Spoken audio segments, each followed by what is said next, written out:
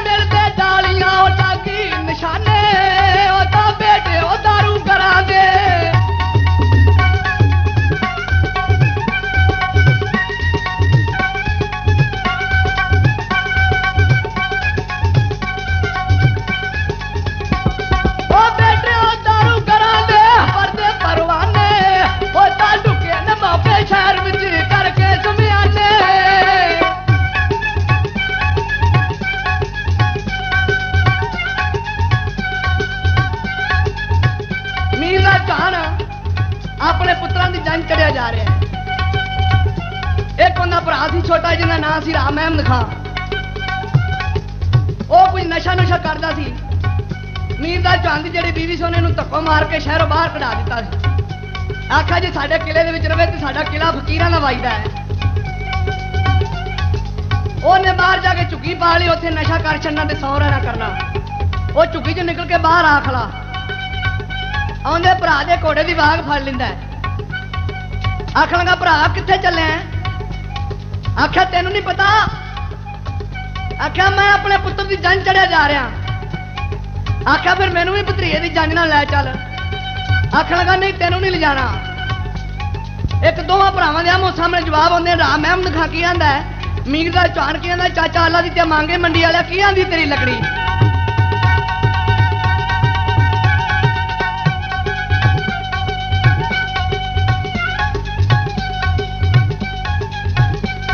ਉਹ ਬੋਲੇ ਮਹਿਮਦ ਖਾਂ ਸੀ ਕੀ ਮੈਂ ਆਖ ਸੁਣਾਵਾਂ।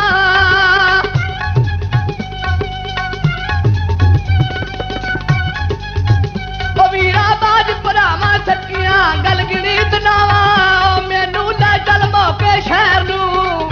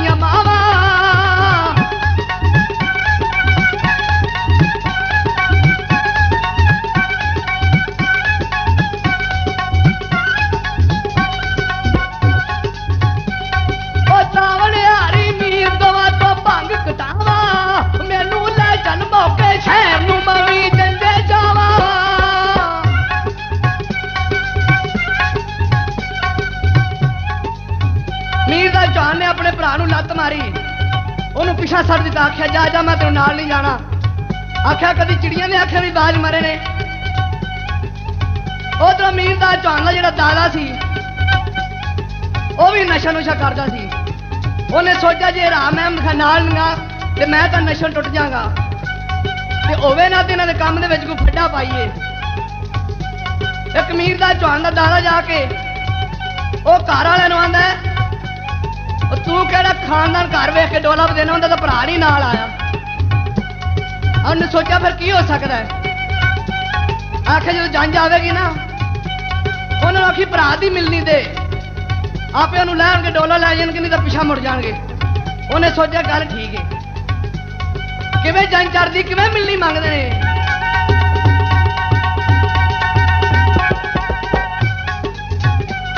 ਉਹ ਜੰਜ ਚੜੀ ਚੌਹਾਨ ਦੀ ਉਹ ਹੋ ਗਈ ਰਸ਼ਨਾਈ।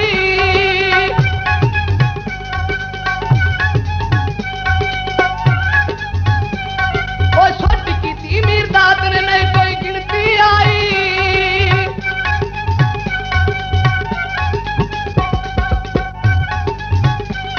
ਉਹ ਲੂਤੀ ਮਾਰ ਸ਼ਰੀਕ ਨੇ ਜਾ ਕੇ ਚੁਗਲੀ ਲਾਈ। ਆਂਦਾ ਜੰਜ ਧਰਮ ਆ ਗਈ।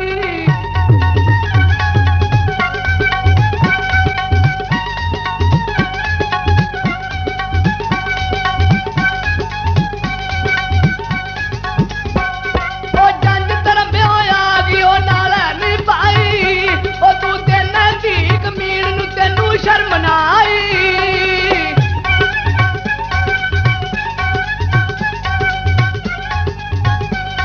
ਜੰਜ ਢੁਕੀ ਮੌਕੇ ਸ਼ਹਿਰ ਵਿੱਚ। ਉਹਨਾਂ ਆਖਿਆ ਜੀ ਲਿਆਓ ਮਿਲਣੀ। ਆਖਿਆ ਕਿੰਦੀ? ਆਖਿਆ ਭਰਾ ਦੀ। ਉਹਲੇ ਮੀਰ ਦਾ ਚੌਹਾਨ ਹੰਝੂ ਜਾ ਪਈਆਂ।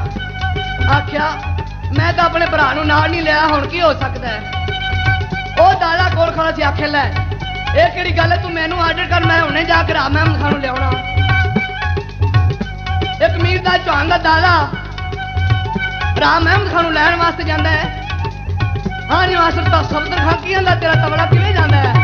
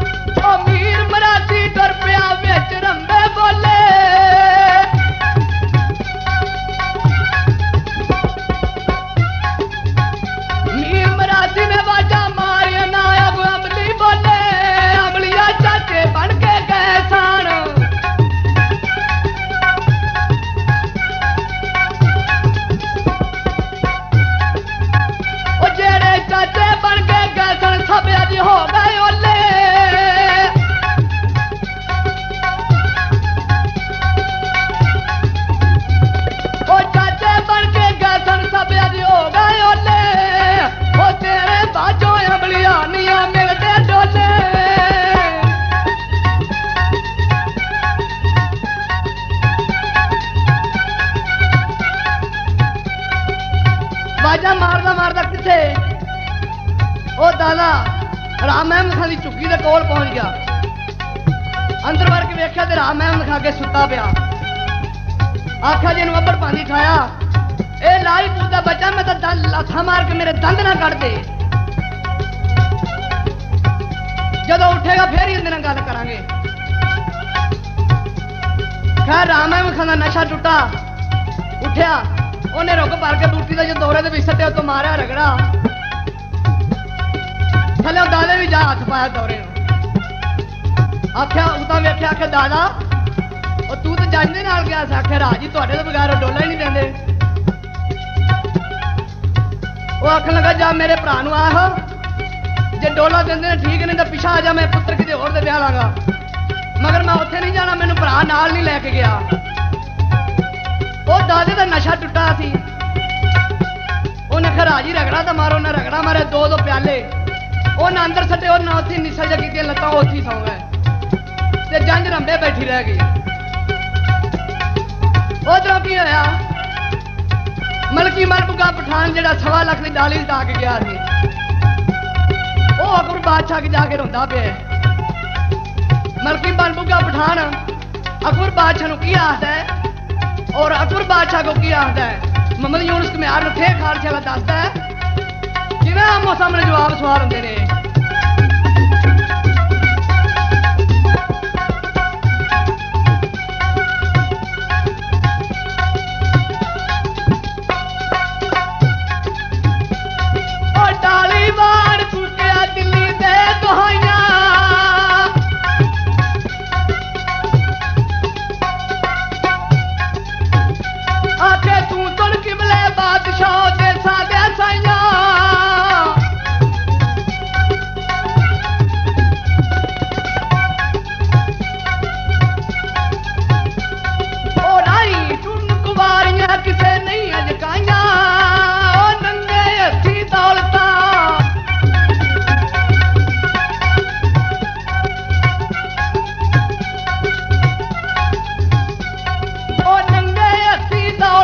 ਤੂੰ ਬੰਦ ਚਲਾਈਆਂ ਉਹ ਤੇਰੇ